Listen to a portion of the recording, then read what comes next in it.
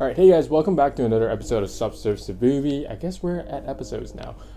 Okay, so this is a request from some of my followers of my channel, and they wanted me to talk a little bit more about some Mirocktoys. And fortunately for everyone, I have been really getting into Mirocktoys in the last around 2-3 months. So, and I did win the most recent lottery for these metallic versions of this guy, which is the Goho God Battle, which is from a direct translate on Instagram, so it might not be very correct.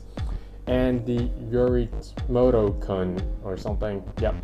So these guys, as you can see, very obviously is in a metallic red, and the paint application is just the color is gorgeous.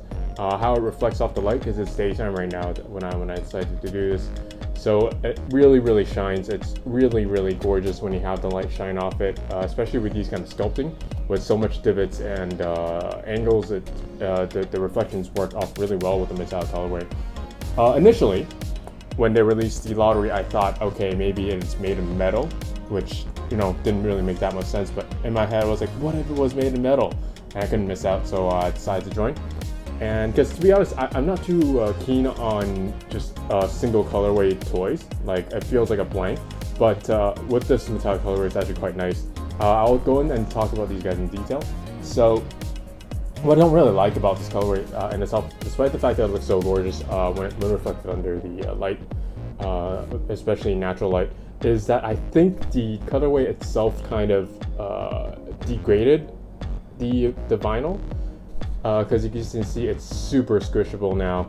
I know that sometimes when I try some paints on vinyl, it really melts down the plastic and makes it super soft. So this guy is definitely like that. I'm not sure, because there's two ways. I'm not sure if they did the electrophoresis for this or if they just painted it. But if you want to look at it in detail, you can see that it seems like a special type of paint that kind of shows a little bit more of a metallic effect. So I'm not too sure if it's because of that, the kind of paint, or the vinyl itself is already kind of soft, that's causing this issue. Now, this becomes a problem, especially with this guy, because the way his foot is sculpted is two different items. So he kind of leans on one side due to that. I think due to the softening of this vinyl and the weight of it, the toy itself. So sculpt itself, let's look at this guy first. Obviously, extreme amount of detail. Out of all the Buddha battle machines, these two are my favorite versions. So I was quite glad and quite fortunate to be able to pick these up. They're quite hard to find, just finding Mirocktoys in these guys' colorways. Even though they have came up with a lot of colorways, they're just really hard to get a hold of. I would personally recommend a painted version of these guys. Instead of this, this is also painted, okay. An actual colorful version of this guy, instead of just a plain monotone version, because Mirock does really great paint applications on his toys as well. Okay, so it has a lot of detail. It reminds me a lot of the show Afro Samurai, where you have like Buddhist machines, and there's just an incredible amount of sculpting in these guys, and it is fantastic. You can spend a lot of time looking at these guys, looking at the details. The sculpt work and the proportions are really amazing. The only thing I might not like is that the legs are a little bit short and stubby, whereas the arms are like extremely long. It's all the way through the sides. Okay, so articulation wise, these work really well. You have this, the arm here, twist in and out, and you have a shoulder joint, head moves, waist moves, and you got these two little, I guess, I don't know if they're ankles or you would count that as like knee swivels, I guess. Alright, so the toy itself, okay, how tall is it? I have a ruler now. I have it every time I just find whatever ruler I can get and try and measure it out. So this is now a 27 centimeters around? 28, okay, 28 centimeters tall. And how much does that translate into inches? 28, let's look at the back. 8 inches, boom, 8 inches tall. You don't have to worry about too much about how it's built. The proportions are the weight is quite well, so even if you have it like displayed like this, it stands quite nicely. Where I would display it with places where you have like natural light shining right on it. and it looks a lot better out in the open with the natural light on top. Since it's more of a blank or plain color, you don't really have to worry about the paint coming off. Having there's a little bit of an issue with it being like a little, because of how soft it is and the weight distribution because of it, it tends to fall over quite easily. Even if it falls, it doesn't chip. So I think that's the way they protected and coated the toy itself. So I think that was quite good. Okay, so here's the other guy. He has a little less articulation. He looks more like a Gundam, whereas the other guy looked more like a warrior. This guy looks more mechanical than the other.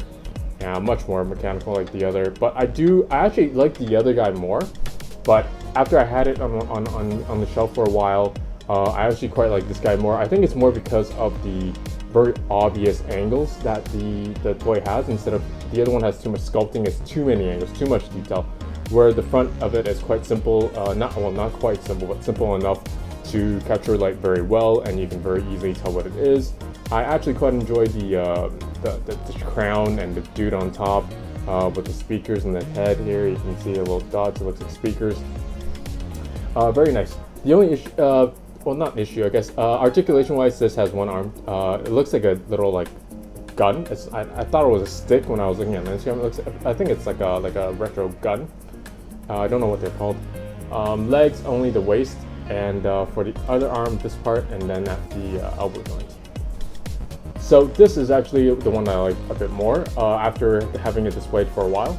So I'm looking forward to the two new ones that should be up for lottery soon. Those ones are a very different color, where I would have preferred it all to be one single colorway, because it would just look a lot more uniform. So now you have the other ones are coming in metallic blue. I don't know how good that will turn out. So yeah, that's it.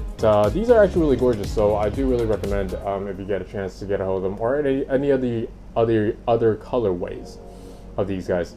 To be honest, they're not everyone's cup of tea. I would say initially when I first started collecting, and even until more recently, I wasn't too into Mirock's stuff. I always wanted to collect it because I knew how amazing sculptor he is, but it really never kind of resonated with me. So I guess more having it on hand was quite a lot, made quite a difference, I guess.